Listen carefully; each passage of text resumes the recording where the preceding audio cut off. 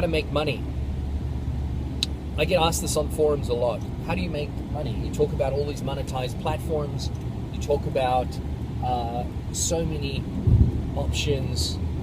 So can you discuss these? Sure, I'll discuss them. Here we go. There's a way to make money, which is to serve the interests of the masses in some way. Whether you're creating an app that people can download, whether you're creating a product, you have a concert, you have an event, a launch. These are all things that could serve a large group of people. The bigger the group, the better. One of the reasons why teachers earn very small amounts of money is because they only impact 20, 30 people at a time, little ones, and they only do that, it's such an important job, but they only do that on a very small scale. So increase the size of your classrooms, increase the size of your seminar rooms. You could have 40, 50, 100, 200, 300 people attend an event. We've had events that have had 2, 3, 4,000 people at Burswood, at different places where many, many people have come to listen and interact on a much larger scale. Sometimes tickets are for free and they buy the courses, or, and that's an information product that people are selling. I try to find different ways to put different businesses into place, and then they run automatically. They run automatedly online. So I love the idea of internet businesses. Some of them are awesome, what you can find. And there's some great ones and there's some bad ones. I bought some bad online businesses. There was a business I bought, but I only needed a shell. I needed an instantaneous website that showed a certain type of service in the boating industry, because I was really keen on getting into the boating industry, and boating, not fishing or anything else. I'm talking about boating, and that was good. That was good, but it never quite took off, that particular business. It was sort of it was serving the requirements of very rich people, of the very wealthy, and rich people are strange,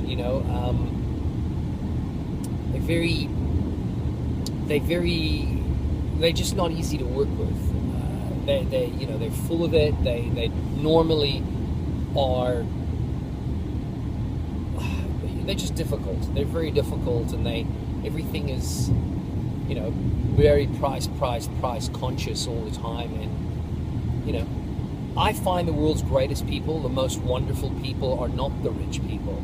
They are just normal people. They're awesome. They want something, they want to go for it, they want to do something, and they do it. They go for it. They don't hang around not doing things. They do things. The rich, by the time they've gotten to be rich, they kind of hold back. It's almost as if they got there and now they're going to hold back. It's not the way to go. It's not the way to go. And people always say to me, well, they got rich by doing what they're doing, which is, not spending, holding on to what they've got. That's not true. A lot of people that were amazing people before they got rich. I think getting rich, getting rich is a problem. It really changes you. It makes you a strange person. It's a little bit like going to university. You're wide-eyed, you're excited, you want to learn about the world, and then you go to university, you finish your course, and you come out and you think you know it all. But now you're starting in the workforce, and you've got all these expectations. The world owes you something because you've got this degree, and the world doesn't owe anything to anyone. In fact, you need to show the world what it is that you can do for the world. I've had friends that have gone from being really cool people, they've gone and done degrees, and then they've come out awful people. And I'm not going to mention specific trades, but there's one trade specifically where people have gone in, they've done it, they've come out total not nice people at all. So it's really important to not forget to stay cool. By the way, I've done that degree myself. I've gone and done it myself, and I felt it change. It was changing me, and I kept thinking, I don't want to change, and you know, and I stopped attending all the socials, and I stopped attending all of the things that related to that particular profession, and I thought I'd never want to do that. It's horrible. Yes, you make a lot of money, you make good money, but it's not worth it. Absolutely not worth it. So serve the rich and you'll eat with the poor, and if you serve the poor, you will eat with the rich. Never truer words. Rich are difficult people to work with. So, you know, when I hear people go, oh, you know, we do bespoke weddings, or we do a high-end service, or I go, well, good luck, because you're not going to be making that much money. But when I hear somebody say, well, we've got the McDonald's version of,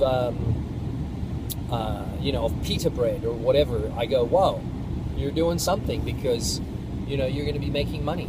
You know, if you serve the normal man on the street, you are going to make a fortune. And the man on the street is normally much easier to contend with, easier to deal with. They're nicer, they're more wonderful, and they don't have undue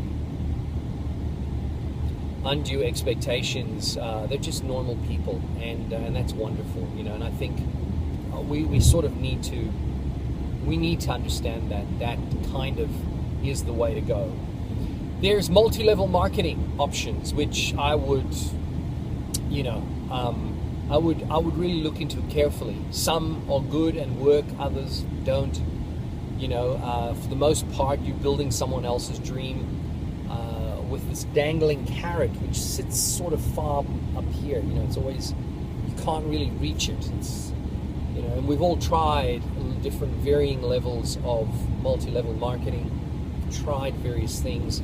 And I was very lucky, because I met Dexter Yeager at Amway a long time ago, and we ended up doing a lot of the duplications work for the Amway Corporation. So that was quite good. But I sort of felt that was, you know, if you're serving the interests of an MLM, you're probably in a better place. You're in a better position than if you are. If you're not.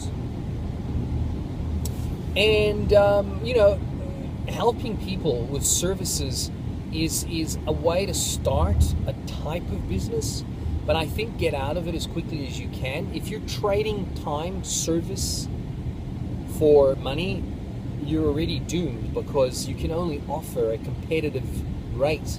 You can't offer something that's not competitive. So one of the things that I do is I've got these, I've got businesses that are very utilitarian. They allow people to do certain things. They allow them to do, but it's not all the businesses that I have. I've got businesses that are completely proprietary to us, to what we do. So we've got Polyvinyl Orange, the motion picture soundtracks company. We've got 3 other bands which totally creates brand new and original music for projects, films, concerts, events, iconic music. It's so important to see the world from the perspective of iconic ideas and iconic music. You look at George Lucas and you look at Steven Spielberg. Who better to embody the iconic imagery of Indiana Jones and Star Wars than Lucas and Spielberg? You know, who can forget Indiana Jones' iconic silhouette, or E.T.'s moon bike ride, or Darth Vader's, you know, stature, the look of Darth Vader? Who can forget C-3PO and R2-D2? Who can forget these very iconic images? The Star Wars logo, who can forget that? So think iconically about what you do. Think iconically. It's really important that you do that. And then the other thing too, of course, is that cut through the noise with things that people know, that they can, cut through the noise with things that people see. There's so much going on out there. If you can cut through with powerful imagery, powerful logo, powerful slogans, powerful concepts, powerful advertising, then it all works. Then you've got a captured market. A friend of mine recently said to me that he spent over $80,000 a month on advertising and marketing, and they've got a massive company. They've got a company that it's a steelworks company, and they're on one side of the street and they go right through to the other side of the street. They occupy the entire street. In other words, the block. They occupy the entire block, and that's quite amazing. That's $80,000 a month in marketing. Now, it sounds like a big amount, but the fact is that they're a commercial industrial company, and because they're commercial industrial, they're not really advertising that much. So suddenly an $80,000 budget per month is actually very small for a commercial steel company, industrial steels company. What's really interesting, and I loved this when I saw this, was, his company does just over $60-70 million a year. $60-70 million a year, that particular one company. So, you got to be aware of the fact that it's got to match. You've got to match your advertising budget to what it is that you're doing, and also related to your industry. And he said, $80,000 a month for advertising is not a lot. But we're in the market. We're in the market all the time. People see us. They know what we're about. And he's talking about the mining industries, of course. He's talking about very specialized industrial markets. Not your man on the street. The man on the street will never buy a product through them. It'll just never happen, right?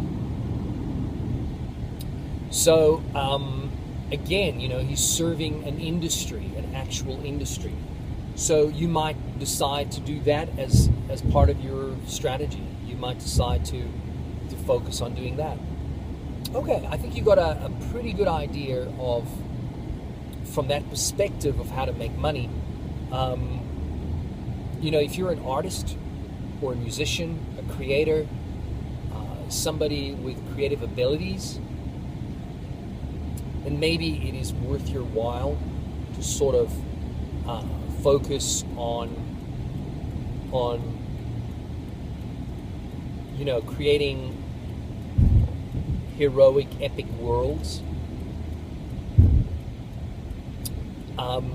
creating stories that are sit inside worlds, so in other words, you're not creating a story, you're creating a world with a story inside that world. That's kind of what Star Wars did, kind of what a lot of these movies these days do. They create franchises. Marvel, anytime Marvel produces a film, that it's only one story inside the Marvel universe.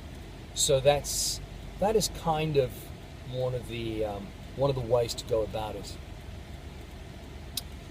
A couple of little tips on how to make some money. So keep writing. Let me know what's been going on and what subjects you'd like me to tackle, and I'm happy to do that for you.